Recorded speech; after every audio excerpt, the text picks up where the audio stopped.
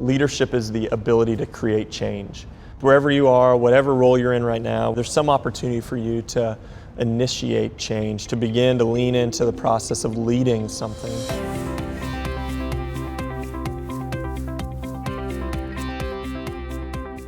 Justin, Sam. thank you very much. Absolutely. Appreciate your time here. Yeah. Who are you in competition with? You know, like Yeah. organization like ours, I mean, Yeah. we can readily identify, Yeah. you know, like we compete against these folks, we compete against these folks. In your, you know, air quotes line of work, like who do you see as competition, or maybe under the same umbrella, sort of what are obstacles to achieving your mission, no matter how strong your team is? Yeah. I think defining who your competition is huge in determining even what your mission and your win is. So like, especially at the church, I think a lot of churches, they wouldn't want to own that their competition are other churches in town, but that's by default how they operate. And so, you know, kind of in our industry or field or sector or whatever, a lot of churches spend a lot of time looking at other churches trying to kind of one up them. And we decided really early on that we wanted to move kind of the whole industry, the whole sphere forward. We wanted to be a part of creating change for the church, which would require us to have different competition. We weren't really interested in just trying to compete in the existing models of how church happens, but wanted to hopefully create a new model or innovate in some new ways. And so we turned our attention not on other churches, but we do our work in the middle of downtown Raleigh City here in North Carolina, and we realized that the people we wanted to compete for, we were competing with coffee shops and restaurants and brunch and CBS Sunday Morning and the New York Times and Sleeping Inn and the beach and the mountains and the rest. And so we wanted to figure out a way to connect with people who weren't connecting with any other faith community. And so we took all of our cues from hospitality in our facility, in our space, in our music, and even our approach, what we wear, how we communicate, is very much targeted at our competition being places that folks would opt out of church to participate in on a Sunday morning. And how do we create an environment that's as compelling, that provides as much peace or comfort or inspiration as any of those other spaces? And we became students of those organizations, you know. And so we see ourselves more, you know, it's funny, even when people walk by our space, lots of times they'll look through the windows when they don't know what it is. And yeah, I've heard a number of conversations where people go, I think this is a new bar in town, or I think this is the new restaurant, or I've heard this is a great art gallery, or, you know, they're just searching, trying to figure out what is even going. And that's because those were the places we were paying attention to try and create an environment for those folks. So yeah, our competition right now isn't really other churches. It's we're trying to compete with those other entities. So. Do you ever find yourself in a set of circumstances where you have to debate or defend your mission by comparison to other alternative missions?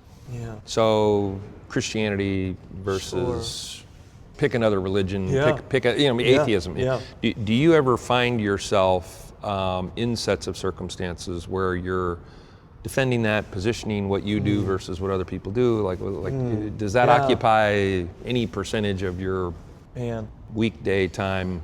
A little bit, but I think one of the things that we've tried to change the script on some in just our world is that the church for a long time has been known, and this isn't original to us or other people talking about this, thinking about this, leading in these ways, but for a long time I think the church has been known for what we're against, you know? And we really want to be known for what we're for. So we spend a lot of time, even things that we would see as our competition, we think it's to our benefit to loop ourselves in with them, to befriend them. So we regularly celebrate and promote great restaurants in our town and amazing art exhibits and coffee shops, and figure out ways to kind of place ourselves in their sphere and to celebrate the good work that other people are doing, which honestly has given us more credibility and buy-in with our community. But we also want to be honest about, like, we are a church.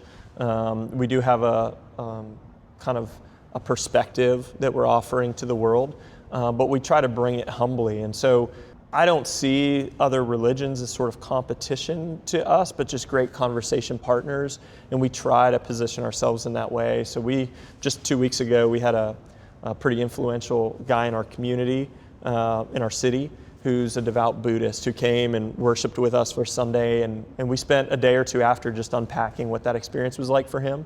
And I've kind of made an agreement with him. I'm like, all right, so I'm headed to temple with you now, and I think we want to be open and authentic enough to say, if you want to talk about, say, conversion or like winning somebody, our approach is that we both have to show up to the table open to be won over, In that kind of exchange and relationship, we hopefully both walk away benefiting. And so when I sit down with someone like that, I'm as open and willing to be converted as I hope they are in our conversation, as we both seek the most beautiful and true way of being and living in this world. And so that's our deeper kind of mission, is I think we're all kind of seeking that kind of truth and beauty. And as long as we stay connected to that, I think we'll be faithful to our mission. So we try to avoid kind of the fights over this stuff, or like putting turf in the ground, and we're looking to make more friends than enemies, I think, at this point. So yeah. Good approach. Yeah. But I think most leaders periodically in quiet places question their own mission. Yeah.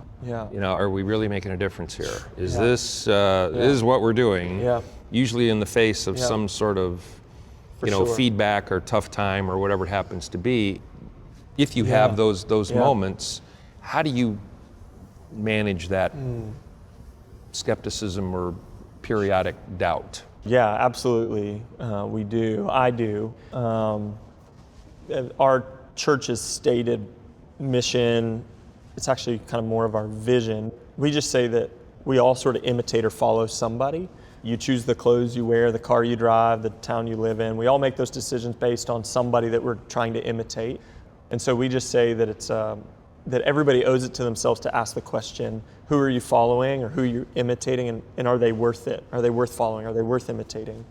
And we believe that the person of Jesus, that he lived a remarkable life that's worthy of imitation. And so we're seeking to live lives that imitate him, that when others see us, they would see Jesus, right? And the kind of life that he lived that was so compelling. And so there are plenty times where I will find myself in the weeds of what we're doing and all the meetings and all the budgets and the rest, and go, is this helping anybody live more like Jesus, or are we just like filling the air with stuff? Are any of us actually like kinder, more forgiving, merciful, gracious? People are people in our city really seeing that the folks who gather in our building regularly are, the most loving folks in town, or the most peace-filled. And I think in those moments, I've got like two options. I can either kind of go to despair, like we've lost the plot, we're not fulfilling our mission, our vision, this is sort of a waste of time and I need to start selling insurance or whatever. But the other option, and this is where I think I've trained myself to go, is that's a really great question and it's worth entertaining, because our mission, our vision matter enough. And so if what we're doing is not helping people live kind of remarkable lives, or lives that are worth imitating, then let's change what we're doing, And so that's typically when I'll bring those kinds of, I'll probably let it sit for a day or two, but then I'll probably bring that to the team and go, guys, is this really working? Are we really making a difference? And if not, let's not go another day down this path, and make the adjustments now and figure out and experiment and keep that entrepreneurial spirit alive. And not just sort of rest in that. So I have those moments all the time, but I often see them as a gift, or kind of a whisper to say, yeah, you might be headed in the wrong direction, but it's still an opportunity right now to redirect, to change, to get back into the sweet spot of where we think change happens. So I think our mission right now, to help people live lives worth imitating, there's not really a day where I doubt that. Like, I can commit my life to that, I would love for people to look at my life and go, I don't know about all that stuff he believes, but I wish I knew more people like him. I wish my life looked more like his. I mean, to me, that's a pretty compelling idea that everybody wants in on. So how we get there, we probably gonna have to change all the time, but I feel pretty committed to that. Yeah. What question would you have asked you that I wasn't smart enough to identify? What did I miss here? What do you want to be known for? Which I feel like is, such a heavy question that I am just now beginning to wrestle with. But I think professionally, the first thing is that, I want to say that I played a small part in moving the church forward, at least the model of the church, that the church will look different 20 years from now than it does today, and that we will have been a part of figuring that out. And the second thing that I've become increasingly passionate about is that when I was considering entering ministry, I had numerous people tell me this kind of like cliche kind of wisdom bit, and I think there is something true to it. But they would basically say, listen, if you can do anything else, do it. Like do not get into ministry or working for the church unless it's the only thing you can do. And I understand why they say that. It's hard work and it's just really unique, kind of strange stuff. And the church is not as holy and beautiful and all that as people sometimes, I mean, it operates like any organization or company. It can be rough. But a couple of months ago, I had the opportunity to hire someone from within our community who was on a very successful sort of business track. And I risked sitting down with them and saying, this is crazy. I mean, you would probably have to take a 50% pay cut and step out of this very successful career. But I think you're exactly the kind of person we would need to help us go from here. Would you ever even consider working at the church?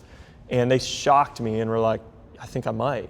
And because of that, they ended up coming on staff and have made such a difference in our organization. And what's really humbling is they'll say to me regularly, probably once a week, I can't tell you how grateful I am that I'm here and that I'm working here. I was fine doing what I was doing, but I've never felt more alive or more like I was in the sweet spot. And this is somebody who would have never taken a job at any other church or wasn't even thinking about it until we created that moment. And so I've never had really huge ambitions about growing a large church, but when I thought, man, if we could create that moment for more people to have meaningful work and to contribute to something that I think is really worthwhile, then I'm okay with us just exploding, because I want to create more and more and more of those environments. And so the second kind of thing I really hope to do, I think it's a big goal for my life when it comes professionally to the work of the church, is that I want us to become the kind of church where we say, unless you have to do something else, come join us.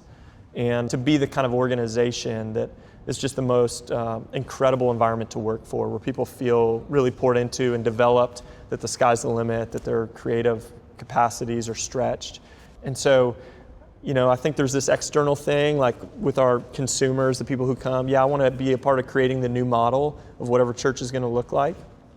But internally, I maybe even more passionately want to create the kind of environment where folks believe that the church is the greatest organization in the world to work for, and that we always have more people who want to work for us than we can afford to hire. So I think professionally that's it, and then personally, what do I want to be known for? I think it's just integrity. I want to be somebody who is what they say they are. Just transparency, authenticity there, that I wasn't trying to pull one over on anybody. I think especially in the world that I work, that there's so much suspicion and so many people have been hurt by pastors and priests and others who act one way in sort of in one space and completely different in another. And so trying to be really kind of an honest person with integrity. The only other leadership thing that sort of came to mind was I heard somebody recently say that some people are really good at one thing and other people are like pretty good at like 2 or 3 things. And then this gentleman said, and then there's the rest of us who aren't really that great at anything and we become leaders. And I remember thinking there's some truth to that, because there are great leaders out there who are really sharp at some stuff, but the innate leaders who are just so good at developing other people and leading people along and bringing consensus, I think part of their gift is that they aren't so great at any one thing that they get in their own way. They're always willing to hear other voices. They're always willing to collaborate and bring people together. They have a healthy ego that lets other people win in front and around them. And I think that's something that's been sticking with me, is this idea of like, there's lots of people who are better communicators than me or better leaders, can develop people better. But I also think that's part of what makes me a strong leader, is that I can recognize that and that my own gifts don't get in the way of helping bring other people into the fold. So that was kind of, in a strange way, good news to me. And I think for other people who are like, I don't know, I'm not really great at anything, to go, oh, that's awesome. You might be like an incredible leader, that just rang true. So I think that's everything I know. As I think, we're going to do other interviews with other people in a variety of different walks of life that are in one way, shape, or form leaders. We will not do a better interview than this one. Come on, no. So on behalf of everybody at the Center for Leadership Studies, Justin, sincere thanks. Thank you, Sam. Really appreciate it. Man. Absolutely. Take care. It's Go been lead. a pleasure. Thank you. Thank you.